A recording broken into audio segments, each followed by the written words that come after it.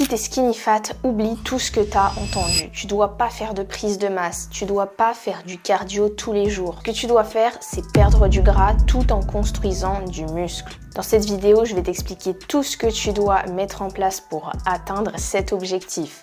Pas de blabla, pas de bullshit. Déjà, être skinny fat, c'est avoir trop de gras, très souvent localisé au niveau du ventre, et avoir trop peu de muscles. Donc, si tu manges plus, tu vas juste grossir encore plus, et si tu manges moins sans stratégie, tu vas juste perdre le peu de muscles que tu as. Donc, on va faire un truc intelligent, perdre du gras tout en construisant du muscle. Ça inclut un déficit calorique bien fait et un entraînement structuré avec une progression. L'étape 1, c'est les calories. Tu dois savoir exactement ce que tu manges. Je te préviens, si tu veux pas compter, tu progresseras pas. Donc fais le calcul qui est affiché à l'écran en fonction de si t'es un homme ou si t'es une femme. Ce chiffre, tu vas y ajouter ton activité physique au quotidien.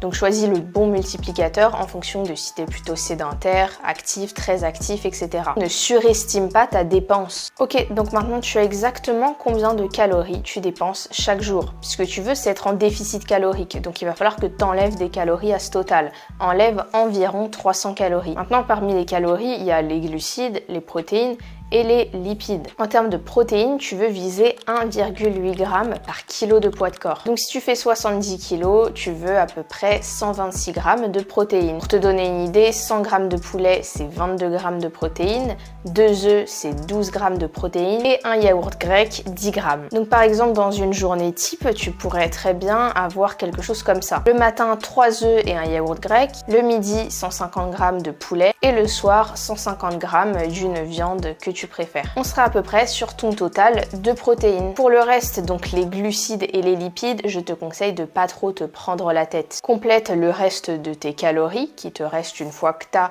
mis les protéines par les glucides et les lipides. En vrai, le plus important, c'est que tu aies ton total de calories sur la journée, ton total de protéines sur la journée, et en termes de timing, ce qui est assez intéressant à savoir, c'est que avant ton entraînement, il faudrait que tu aies des glucides et des protéines.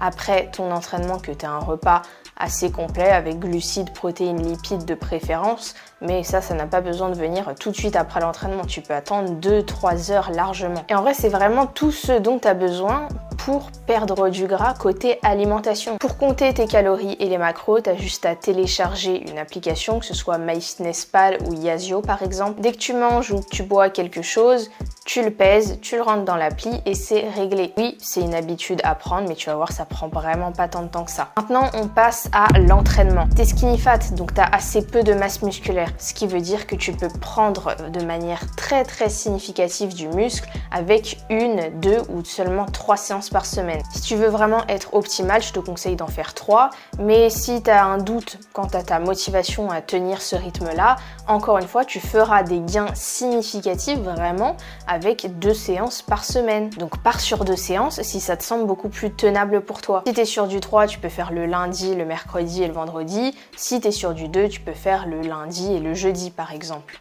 L'idée, c'est d'espacer un petit peu tes séances. Je vais même te donner un programme très concret si tu pars sur 3 séances par semaine. Séance 1, hack squat, 3 séries de 8 à 12 répétitions.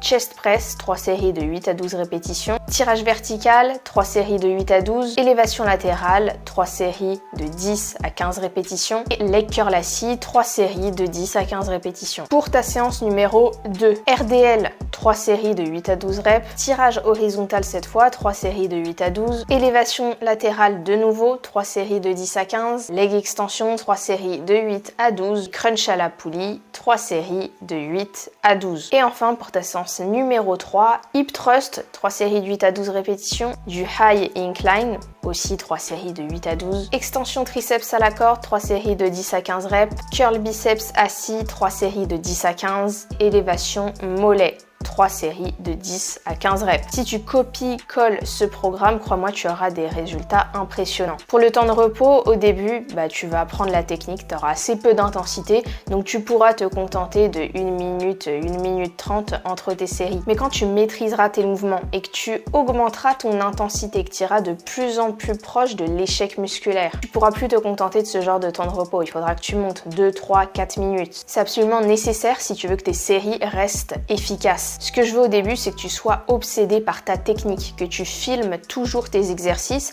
et que tu compares avec l'exécution que tu devrais avoir pour noter les points d'amélioration. Il faut que tu notes tout, que tu notes tes performances, la charge, le nombre de répétitions à chaque série, à chaque séance, et que tu essayes de progresser de séance en séance. Si tu as fait 10 répétitions sur un exercice, la semaine prochaine, essaye d'en faire 11. C'est absolument tout ce que tu as à faire pour l'entraînement. N'essaye pas de prendre ce programme et de le mettre à ta sauce. Crois-moi, il est déjà optimisé si tu débutes. Bien évidemment, lorsque tu deviendras un petit peu plus intermédiaire, il faudra personnaliser le tout et faire pas mal de changements. Mais au début, pendant plusieurs mois, peut-être même quelques années, ça te permettra vraiment de progresser. Maintenant, on passe à l'étape du suivi. Tu veux te peser absolument chaque jour. À la fin de la semaine, tu fais une moyenne de ton poids et tu regardes combien tu as perdu par rapport à la moyenne de la semaine passée. Essaye de viser à peu près 300 grammes de perdu par semaine. Si tu es largement en dessous, il va falloir peut-être baisser un peu les calories. Et si tu perds beaucoup trop drastiquement au fil du temps, peut-être réaugmenter un tout petit peu. Si tu vois que ça stagne au bout d'un certain temps, de plus d'une semaine, enlève 50 calories. Parce que oui, tu vas pas rester au même nombre de calories au début et à la fin de ton déficit. C'est normal qu'il y ait des changements à faire. Te base pas que sur le poids. Aussi, une fois par semaine, prends des photos à jeun, la même lumière, les mêmes poses, exactement les mêmes conditions pour pouvoir comparer d'une fois à l'autre. Si tu fais exactement ça, déficit calorique, suffisamment de protéines, un bon timing autour des entraînements, un programme que tu gardes et que tu suis sur le long terme avec une progression, que tu suis ton évolution de semaine en semaine, crois-moi, tu vas changer drastiquement. Pas en 3 jours, mais dans 2-3 mois, tu verras des changements significatifs et dans 6 mois, tu ne seras plus la même personne. Si tu veux que je mette en place tout ça grâce à un coaching personnalisé, on peut en discuter autour d'une visio pour voir si ça pourrait te correspondre. Si ça ne te correspond pas, je te donnerai un plan à mettre en place de ton côté en autonomie. C'est gagnant-gagnant, le lien il est en description et en attendant, abonne-toi et va me suivre sur Instagram.